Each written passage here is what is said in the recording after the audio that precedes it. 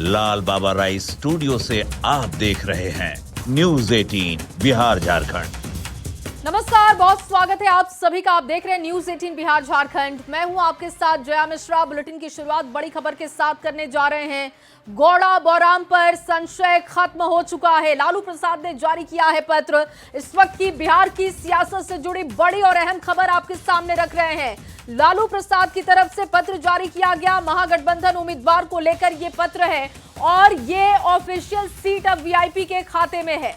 देखिए, लेटर आपके सामने हमने रखा है। आरजेडी की तरफ से ये लेटर जारी किया गया और आधिकारिक तौर पर वीआईपी के खाते में ये सीट जा रही है। वीआईपी से आधिकारिक उम्मीदवार निर्वाचन आयोग को भेजा पत्र। गौड़ा बौराम से आरजेडी का उम्मीदवार नहीं और गौड़ा बौराम से वीआईपी से हैं संतोष सहनी, जो कि मुकेश सहनी के भाई हैं। अफजल अली निर्दलीय उम्मीदवार होंगे, लेकिन फिलहाल यहां पर जो फ्रेंडली फाइट की तस्वीर बन रही थी वो खत्म हो चुकी है, क्योंकि महागठबंधन उम्मीदवार को लेकर पत्र जारी किया जा चुका है आरजेडी की तरफ से और ये साफ कर दिया है आरजेडी ने कि महागठबंधन में ये सीट वीआईपी के खाते में है। हालांकि अफजल अली यहां से निर्दलीय उम्मीदवार होंगे। और गौड़ा बौराम सीट की बात की जाए, वीआईपी की तरफ से मुकेश सहनी के भाई संतोष सहनी ने नामांकन पर्चा दाखिल कर दिया है, लेकिन यहां पर इससे पहले आरजेडी की तरफ से भी दावेदारी की जा रही थी। लेकिन अब इस लेटर के आने के बाद यह साफ हो चुका है कि वीआईपी से ही आधिकारिक उम्मीदवार होंगे और संतोष सहनी, जो कि महागठबंधन की तरफ से गौड़ा बौराम सीट से उम्मीदवार हैं, ये साफ किया जा चुका है। गौड़ा बौराम से आरजेडी का उम्मीदवार नहीं होगा। पहले यहां पर फ्रेंडली फाइट की स्थिति बन रही थी और इस सीट को लेकर कई तरीके के सवाल भी उठाए जा रहे थे कि महागठबंधन में तस्वीरें साफ नहीं हैं। कई जगहों पर फ्रेंडली फाइट की स्थिति बन रही थी। फिलहाल थोड़ी सी यहां पर परेशानी कम हो चुकी है। अभी भी कई सीटें ऐसी हैं जहां पर आरजेडी और घटक दलों की तरफ से कई सीटों पर उम्मीदवार उतारे गए हैं। और संजय ज्यादा जानकारी के साथ जुड़ चुके हैं। संजय, यहां पर थोड़ी महागठबंधन की परेशानी जरूर कम हो गई है। कम से कम ये अब साफ कर दिया गया है कि संतोष सहनी ही वीआईपी की तरफ से गौड़ा बौराम से उम्मीदवार होंगे और महागठबंधन के वही उम्मीदवार होंगे। जी बिल्कुल, देखिए, गौड़ा बौराम सीट को लेकर ये चल रहा था कि दोनों दलों के बीच फ्रेंडली फाइट हो सकता है और अभी से थोड़ी देर पहले तक यही स्थिति बनी हुई थी। लेकिन वीआईपी के राष्ट्रीय प्रवक्ता देव ज्योति की तरफ से एक पत्र जारी किया गया वीआईपी पार्टी की तरफ से, जिसमें लालू प्रसाद यादव का हस्ताक्षर है और वीआईपी ने कहा है कि अब संतोष सहनी जो होंगे वो महागठबंधन के एकमात्र उम्मीदवार होंगे। और लालू प्रसाद यादव ने अपने पत्र के माध्यम से मुख्य निर्वाचन पदाधिकारी को यह कहा है, चुनाव लड़ने के लिए उनके दल से कोई अधिकृत नहीं है, ऐसे में उनके दल से कोई भी उम्मीदवार नहीं होगा। तो यह तय माना जा रहा है कि अब संतोष सहनी एकमात्र उम्मीदवार होंगे महागठबंधन से गौड़ा बौराम सीट से। तो निश्चित तौर पर कहीं ना कहीं ये महागठबंधन के लिए और वीआईपी के लिए राहत वाली बात है। बिल्कुल। और संजय, लेकिन अभी भी 9 सीटें ऐसी हैं जहां पर फ्रेंडली फाइट की स्थिति बन रही है। लेकिन जिस तरीके से गौड़ा बौराम के लिए यहां पर परेशानी को खत्म कर लिया गया और फ्रेंडली फाइट की सिचुएशन को खत्म कर दिया गया है, क्या कुछ समझ आ रहा है कि बाकी सीटों पर भी जहां पर महागठबंधन की तरफ से ही फ्रेंडली फाइट की तस्वीर बना दी गई है वहां पर कुछ प्लानिंग की जा सकती है, वहां पर कोई समझौता हो सकता है? अभी देखिए, अभी बहुत सारी तस्वीर धुंधली है। स्पष्ट तौर पर कुछ नहीं कहा सकता है कि जिन जिन जगहों की आप चर्चा कर रही हैं तकरीबन 10 से 11 ऐसी सीटें हैं जहां पर फ्रेंडली फाइट की बात की जाए। और फ्रेंडली फाइट क्या, आमने सामने है महागठबंधन की ही पार्टियां। तो अब तक तस्वीर धुंधली है। स्पष्ट तौर पर कोई अभी क्लियर नहीं हुआ कि क्या वाकई में अब कल जो राजेश राम जा रहे हैं नॉमिनेशन फाइल करने कुटुंबा से, वहां से आरजेडी के प्रत्याशी के भी नॉमिनेशन फाइल करने की बात कही जा रही है। तो निश्चित तौर पर महागठबंधन के अंदर गतिरोध अब भी कायम है और देखना होगा क्या, अब बहुत ज्यादा वक्त नहीं बचा है, 24 से 48 घंटे के बीच क्या उम्मीदवार नाम। बिल्कुल। लेकिन संजय, अफजल अली यहाँ से निर्दलीय उम्मीदवार होंगे तो क्या वो कुछ परेशानी बढ़ा सकते हैं? अब ये देखना होगा कि अफजल अली जब महागठबंधन के उम्मीदवार नहीं होंगे और निर्दलीय उम्मीदवार के तौर पर गौड़ा बौराम सीट से वो लड़ेंगे तो वो कितनी चुनौती दे पाते हैं। अब ये तो पता चलेगा जिस दिन वोट कास्ट किया जाएगा उस दिन। लेकिन फिलहाल जो राहत भरी बात महागठबंधन के लिए यही है कि अब संतोष सहनी जो मुकेश सहनी के भाई हैं वो महागठबंधन से केवल उम्मीदवार होंगे और जिन्हें राष्ट्रीय जनता दल ने अधिकृत किया था वो निर्दलीय प्रत्याशी के तौर पर चुनाव लड़ेंगे गौड़ा बौराम से। ठीक है, बहुत शुक्रिया संजय तमाम जानकारी के लिए। और वहीं देखिए आरजेडी अध्यक्ष लालू प्रसाद और तेजस्वी यादव लगातार अपने उम्मीदवारों को पार्टी का सिंबल बांट रहे हैं और इस दौरान राबड़ी आवास के सामने मधुबन विधानसभा के पूर्व आरजेडी उम्मीदवार मदन शाह फूट फूट कर रोते हुए दिखाई दिए। इस दौरान उन्होंने अपना कुर्ता भी फाड़ लिया। आरोप लगाया है कि पार्टी के एक नेता उनसे 2,70,00,000 रुपए की मांग कर रहे थे और नहीं देने पर टिकट भी काट दिया गया, जिसको लेकर वो काफी परेशान रहे। और देखिए उसी वक्त की ये तस्वीरें हैं जब राबड़ी आवास के बाहर वो पहुंचे, मीडिया कर्मियों से उन्होंने बात की और कई गंभीर आरोप पार्टी पर लगाए। लालू यादव हमको बोले टिकट देने के लिए, टिकट देने मधुबन विधानसभा से हैं। बाप रे बाप 2020 में हम 2000 वोट से हमको हराया गया। लालू यादव बोले कि बहू तू लड़िए इलेक्शन। बाप रे बाप हम मर जाएंगे।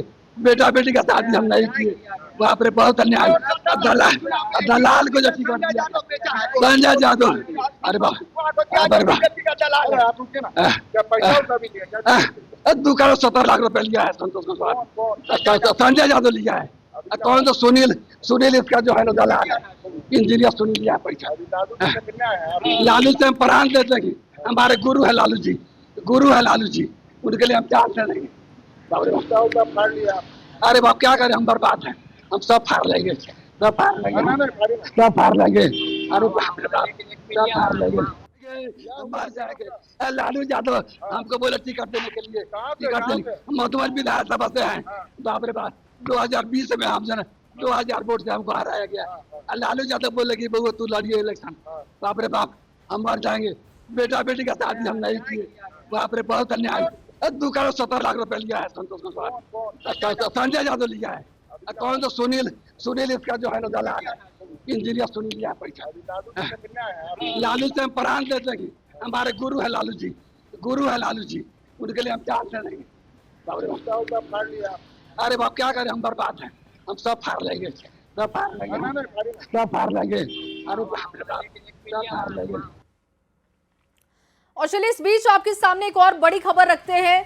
कांग्रेस में टिकट के खेल का खुलासा हुआ। राजेश राम और अफवाक आलम के बीच बातचीत हुई है और बातचीत का ऑडियो क्लिप वायरल हो चुका है। न्यूज़ 18 हालांकि इसकी पुष्टि नहीं करता। टिकट के लिए गुहार लगा रहे अफवाक आलम। कस्बा से कांग्रेस विधायक है अफवाक आलम। राजेश राम से वो टिकट की गुहार लगा रहे थे। टिकट के खेल में पप्पू यादव का भी नाम आया है और ये ऑडियो क्लिप अब वायरल हो चुका है। हालांकि न्यूज़ 18 इस वायरल ऑडियो की पुष्टि नहीं करता, लेकिन टिकट के लिए अफवाक आलम ने जो बातचीत की है वो बातचीत बहुत ही दिलचस्प है। कैसे पार्टी में टिकट को लेकर एक दूसरे की नहीं सुनी जा रही है और कैसे टिकट को लेकर मोटे पैसे मांगे जा रहे हैं, उन तमाम चीजों को लेकर बातें की गई हैं। और चलिए इस बीच आपको एक और बड़ी खबर दें। मोतिहारी से ये बड़ी खबर, आरजेडी में नहीं थम रहा है बवाल। आरजेडी में टिकट बंटवारे पर विरोध प्रदर्शन जारी है। चिरैया में कार्यकर्ताओं ने आरजेडी का पोस्टर फाड़ा है। अच्छे लाल यादव गुट पर इसका आरोप भी लगा है और टिकट बेचने का ये आरोप है। आरजेडी कार्यकर्ताओं को टिकट नहीं मिलने से नाराजगी है। तो देखिए कांग्रेस में भी टिकट बेचने के आरोप लग रहे हैं। अब देखिए आरजेडी की तरफ से भी कार्यकर्ता ये आरोप लगा रहे हैं कि पैसे लेकर टिकट दिया जा रहा है और टिकट नहीं मिलने से इनकी नाराजगी है। अवनीश कुमार सिंह मोतिहारी से जुड़ चुके हैं ज्यादा जानकारी के साथ। अवनीश, आरजेडी के कार्यकर्ताओं ने जमकर बवाल किया है, पोस्टर फाड़े गए, किस तरीके की वहां पर स्थिति बनी थी, किस बात को लेकर इनकी नाराजगी?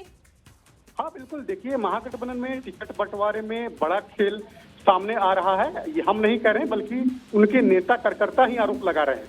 और मोतिहारी के चिरैया विधानसभा से जो अच्छे लाल यादव, जो इससे पहले पूर्व में प्रत्याशी रहे हैं, उनको उनका टिकट काटकर इस बार दूसरे को टिकट दिया गया है। जिसके बाद अच्छे लाल यादव काफी नाराज चल रहे थे और उन्होंने अपनी नाराजगी व्यक्त भी की।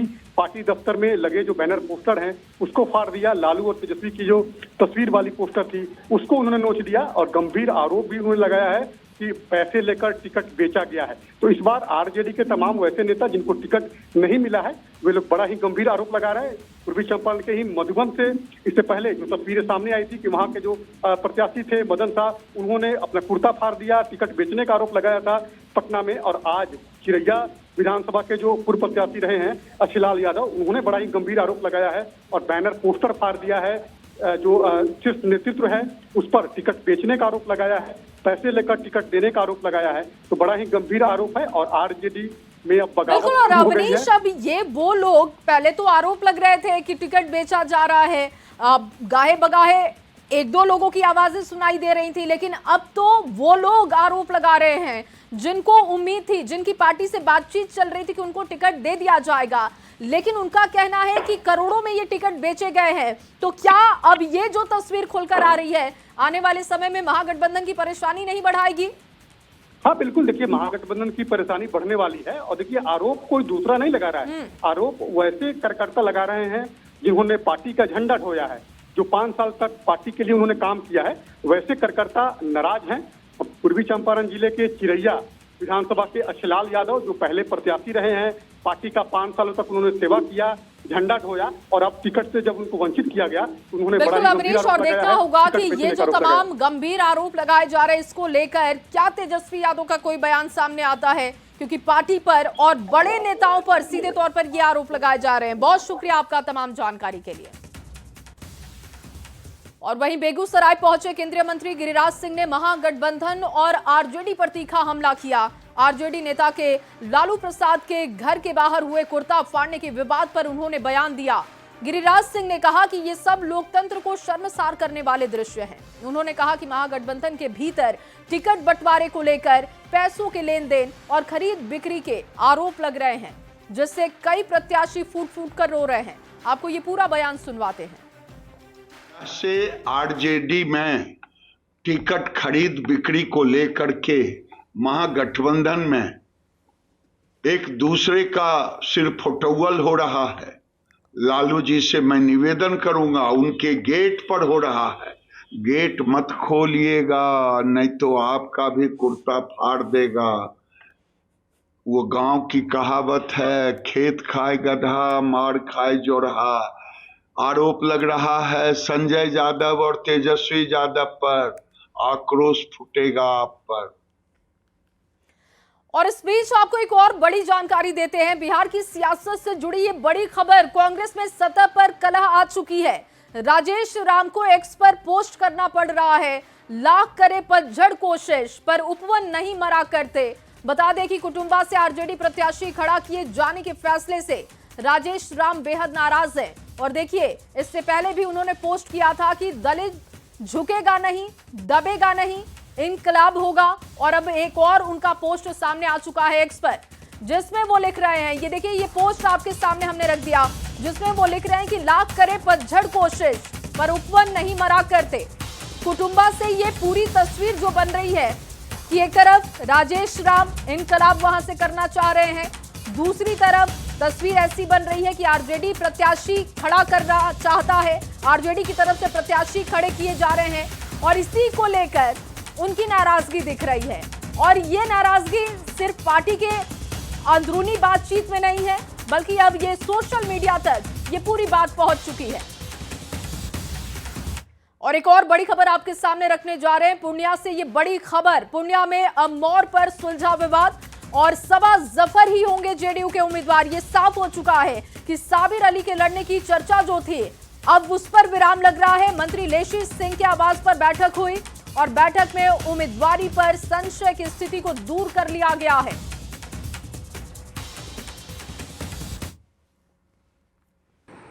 हैंडल से ये चलाया गया कि यहाँ का प्रत्याशी साबिर अली होंगे, ये बात ठीक है, लेकिन साथ ही साथ ये भी सत्य है कि पार्टी सर्वोपरि होती है।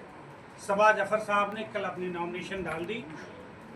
पार्टी ने जो भी थोड़ी भी मिसअंडरस्टैंडिंग थी, क्योंकि पार्टी बहुत इस प्रदेश में 35 साल से काम कर रही है, ये है उसका माइनॉरिटी का अपना प्रचार प्रसार में वो आए थे, और जो कन्फ्यूज़न हम लोग के बीच में हो गया था, ये सब कन्फ्यूज़न हमारे यहाँ कोई नहीं है।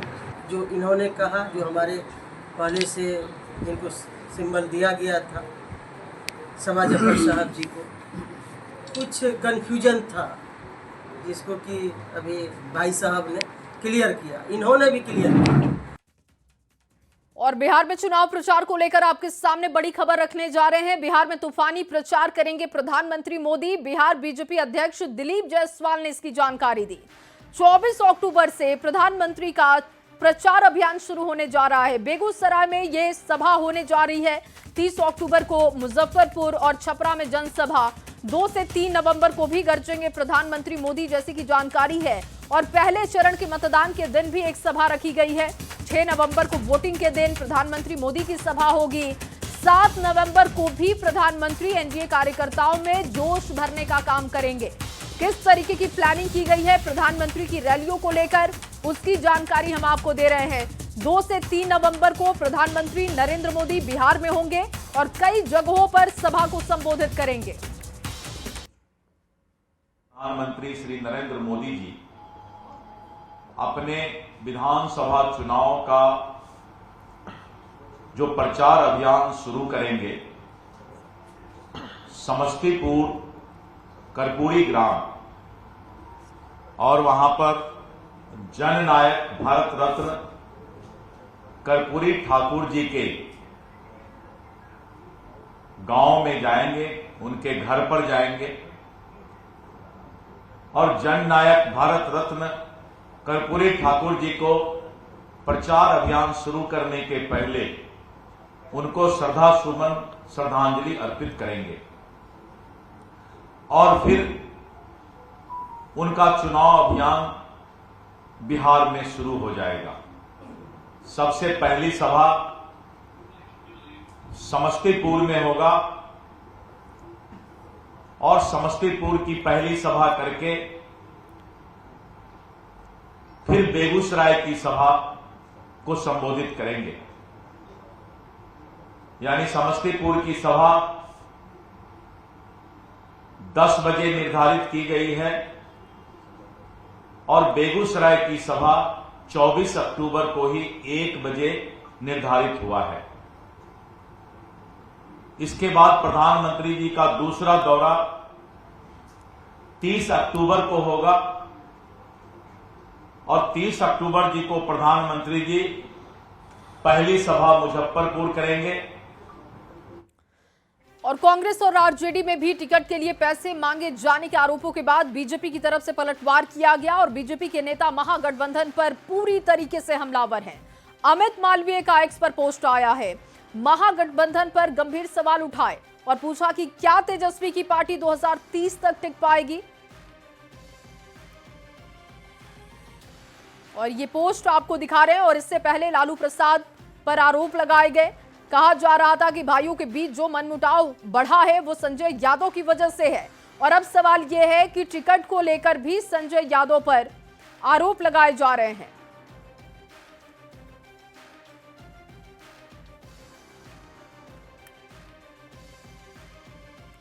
और वहीं प्रशांत किशोर के बयान पर प्रदेश बीजेपी अध्यक्ष दिलीप जायसवाल ने प्रतिक्रिया दी है। उन्होंने कहा कि यह बयान सिर्फ चुनावी रणनीति का हिस्सा है। जनता भली भांति जानती है कि मुकाबला महागठबंधन वर्सेस एनडीए का है। उन्होंने दावा किया कि मतदाता किसी भ्रम में नहीं आएगा। ये भी एक चुनावी रणनीति का हिस्सा है। वो जानबूझ करके एनडीए के साथ अपना ये चुनाव रणनीति है। ये जनता समझ रही है। बिहार की जनता स्पष्ट, जो जाहिल भी बेवकूफ भी, जो हम पढ़ा लिखा भी नहीं होगा, वो भी समझ रही है कि यहां पर महागठबंधन और एनडीए गठबंधन के बीच चुनाव है। और वहीं गया में केंद्रीय मंत्री जीतन राम मांझी ने कहा कि बीजेपी के लोगों ने भी ये कहा है कि जेडीयू के लोगों ने भी ये कह दिया है कि नीतीश कुमार के नेतृत्व में चुनाव लड़ेंगे। मेरा व्यक्तिगत विचार है कि अगर नीतीश कुमार को मुख्यमंत्री का चेहरा घोषित करके चुनाव लड़े तो ये ज्यादा बेहतर होगा। अगर एनडीए के लोग बैठेंगे तो मैं उनके सामने अपनी बात रखूंगा। लोग ऐसा नहीं कहा कि मुख्यमंत्री कौन होंगे। ये था कि नीतीश कुमार के नेतृत्व में चुनाव हम लोग लड़ेंगे। जनता दल यूनाइटेड के लोग ने भी कहा है और भाजपा के लोगों ने भी कहा, लेकिन हम व्यक्तिगत रूप में कहा है। आज भी मेरी मानना है कि बिना दुल्हा के बाराती ठीक नहीं है। तो अगर हम दुल्हा को मान ही लिया तो शाहवाला क्यों मानते हैं, दुल्हा क्यों नहीं डिक्लेयर करते हैं? यानी नीतीश कुमार को मुख्यमंत्री का पद डिक्लेयर करके चुनाव लड़ें तो ज्यादा अच्छा है, मेरा व्यक्तिगत राय है। और चलिए इसी खबर के साथ इस बुलेटिन में बस इतना ही। आप बने रहिए न्यूज़ 18 बिहार झारखंड के साथ।